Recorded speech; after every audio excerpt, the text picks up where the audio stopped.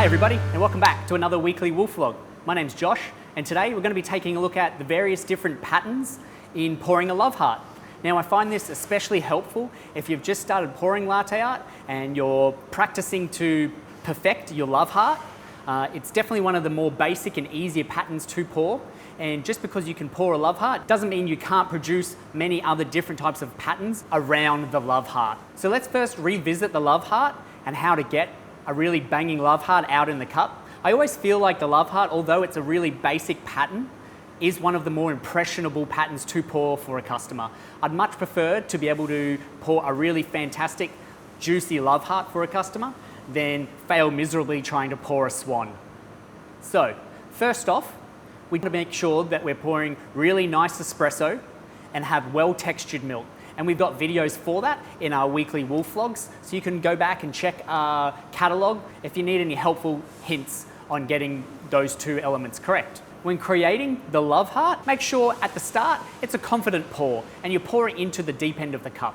Then we're going to be mixing in, making sure that the milk is sinking under the crema, and we're going to bring that crema about 2/3 of the way up to the top of the cup before we drop our jug down. You can almost rest it on the edge of your cup when you pour. At this point, you're going to increase the tilt of your jug to increase the flow out of the jug. And what happens there is the flow spreads out evenly, left and right of your jug spout, and you'll end up creating the base of your love heart. Once that base is formulated and you haven't filled up your cup just yet, you want to then be able to raise your jug up without stopping the pour, but thinning it a little bit to pull through. And that's what drags through the tail of your love heart. Now the trick with a love heart to get a really large one that fills the cup is certainly after mixing in. The quicker you mix in and the sooner you start the love heart, the bigger your pattern's going to be. But you still also need to control the contrast of the coffee and the milk. You don't want your love heart to exhume the whole size of your cup without having any coffee around the edges of your cup. So that is the basics of pouring a love heart. Practicing that and being able to perfect it in the cup every time is going to make a big difference.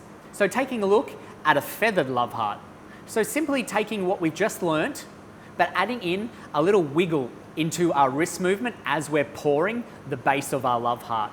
So we've mixed in. We've brought the crema 2/3 of the way up. And as we drop our jug down to begin pouring our love heart, we're going to just tilt our wrist back and forward ever so slightly and allowing the jug spout to spray out across the milk and giving it texture to the love heart. This way it looks feathered. Once we've created the base of the love heart, again we're going to lift up the jug and then pull through. Practicing your wiggle in the love heart gets you used to wiggling your jug and controlling the wiggle, so it will help you down the track when you begin to be pouring rosettas. So my next two patterns I'm going to be talking about are very much the same as each other, and they're called a wrapped love heart. So with these two patterns, you're first putting down one base love heart, and you want to be aiming this base love heart to the top of your cup. So further away to the back edge of your cup and closer to your hand that's holding the cup to create the base. Once you've created a nice thick base, stop your pour, head back to the top of the cup, and then begin your second love heart. And as you have this love heart being produced and holding that love heart in place, that first base love heart will begin to wrap around the edges of your second love heart. And that creates a frame or a wrapping of the second love heart. So what you see here is a love heart with a nice thick frame around it. And a really easy way to make a variation on a framed love heart is just by mixing up whether you add a wiggle or not. Now let's take a look at a framed love heart with the frame being feathered and the love heart being solid. And side by side to that, we can take a look at a framed love heart where the frame is solid and the love heart is feathered.